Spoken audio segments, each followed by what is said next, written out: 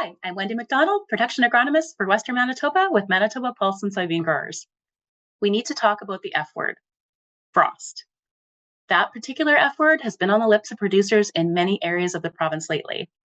Full moons and clear skies, weather stations registering at or below zero, at Dugald, at Arborg, at Grandview, Lake Audie, Pearson, Brandon, Birtle, Emerson, Beausejour, just to name a few.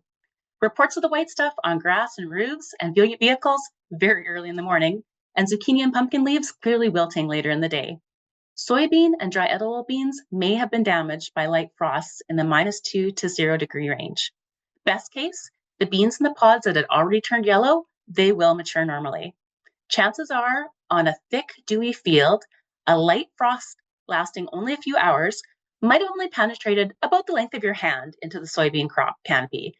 Still, that's enough to kill the terminal flower buds and any young pods on the top two nodes. But you know what? Those pods likely wouldn't have matured anyway.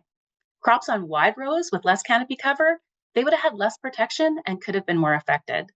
Worst case, careful inspection 3 days later, if the frosted leaves look water-soaked and wilted, and they, along with the stems, have rapidly turned dark green to brown, those will not recover.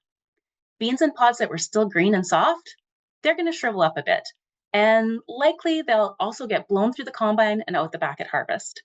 Some of the large green beans that do make it into your sample, they might look pretty wrinkly, but eventually they could turn yellow after about 30 to 40 days in the bin. Speaking from experience, Dennis Lang, the pulse specialist with Manitoba Ag, told us if your beans are at R6 or more advanced, the frost we just experienced will not affect yield. But what do you mean R6? Well, just look at the main stem and look only at the 4 uppermost nodes. As soon as you see just one of those top pods that has all green, full-side seeds, so I mean it's elbow to elbow and up to the rafters in that pod, that's how you know your plant has reached R6.